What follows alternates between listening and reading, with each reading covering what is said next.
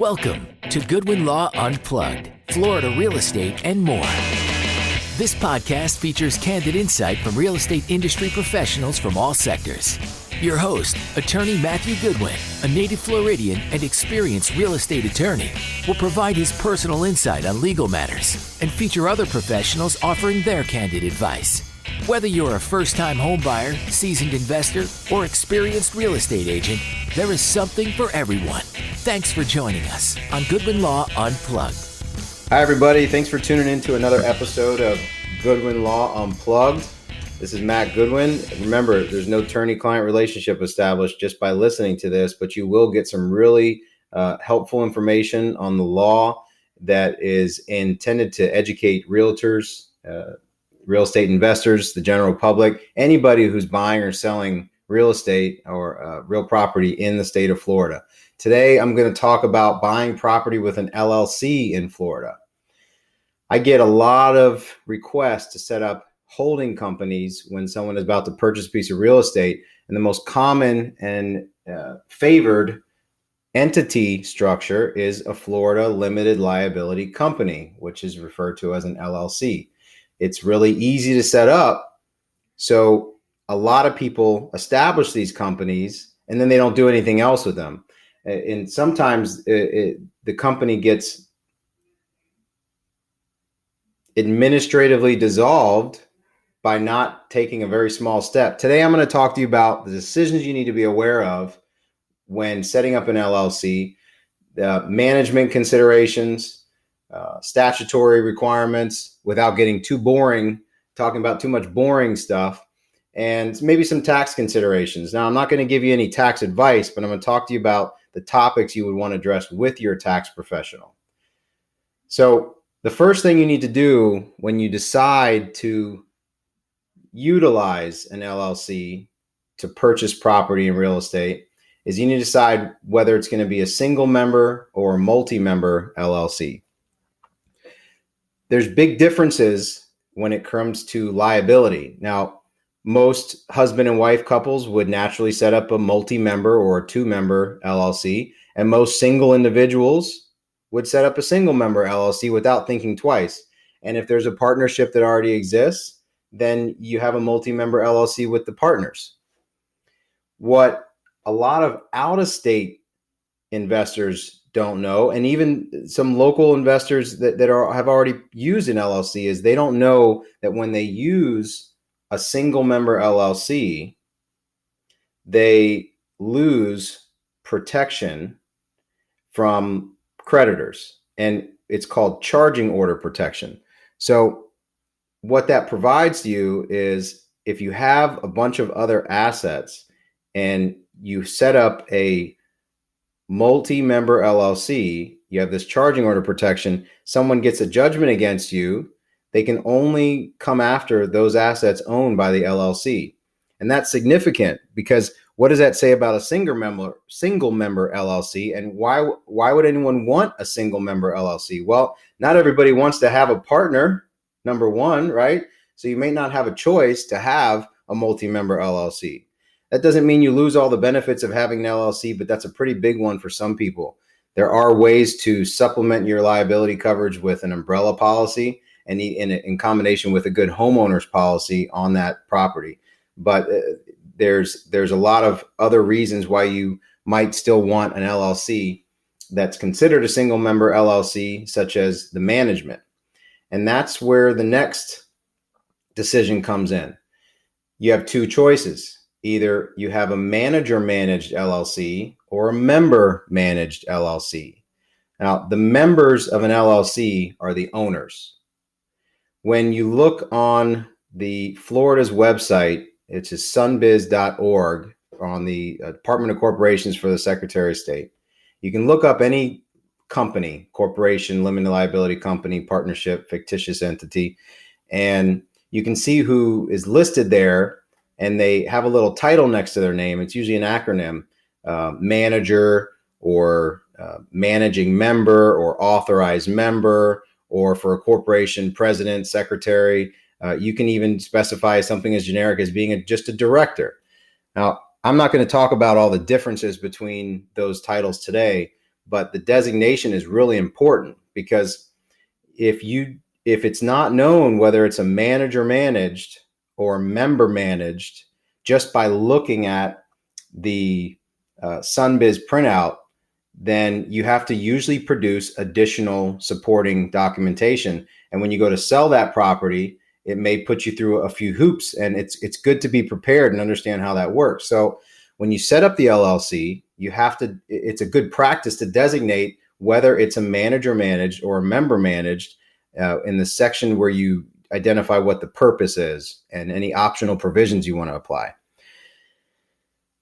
A member managed LLC cannot appoint a manager.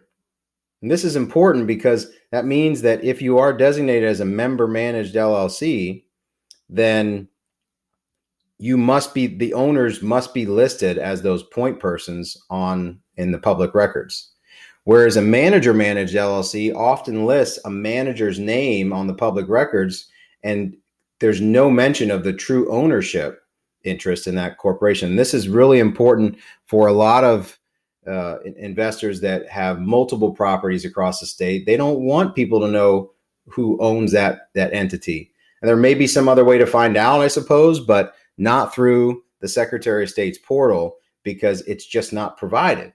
Now, if somebody set it up in the beginning and then they spoke to an attorney, for instance, or somebody else, and they changed it, the history of that change is still going to be on the website. So they have to be cautious of that. And the best time to do it is when you set it up. The other considerations for a manager managed is a member, aka an owner of that LLC, has no statutory authority to act for a manager managed LLC. And there's no such thing as being the managing member.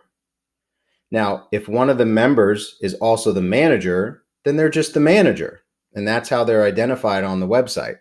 So two key takeaways here. If it's a manager managed, then designate someone with the acronym MGR for manager. If it's a member managed, then use the acronym AMBR, which stands for authorized member. And what that does, it lets the world know who has the right to make decisions for this company. The Articles of Organization is the name of the document that you file establishing the LLC. And it's public record. You can read it. But there's also something called an operating agreement. So I'm going to talk to you about operating agreements for a moment. In Florida, an operating agreement for an LLC can be verbal, written, implied, or even a combination of those things. And this is important because if you have more than one person that has an ownership interest in this company, or let's say you've designated a manager, then the operating agreement is really significant.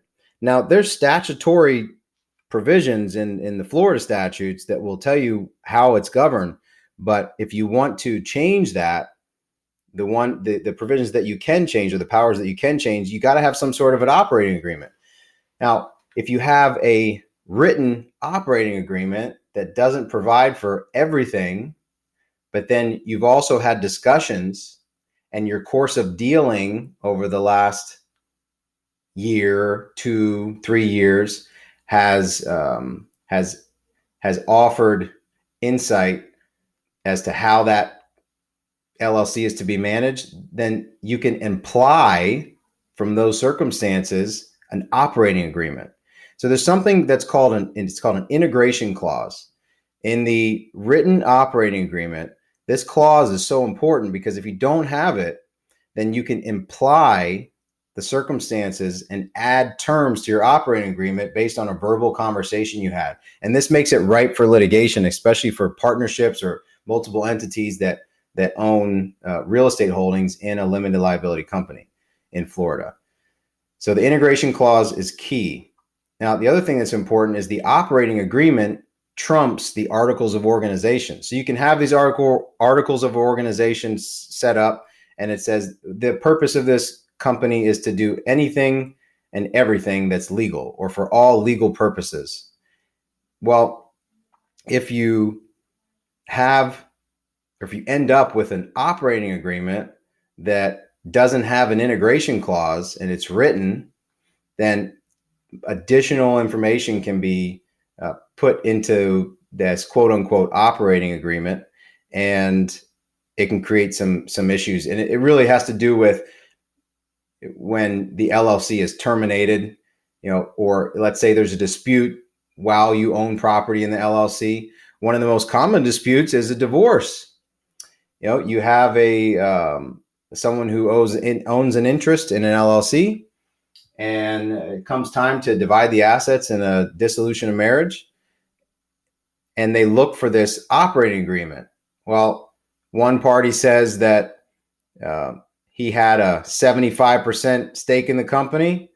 Let's say the one that is at the least advantage says that the other spouse has a greater interest, but then this operating agreement says it's different.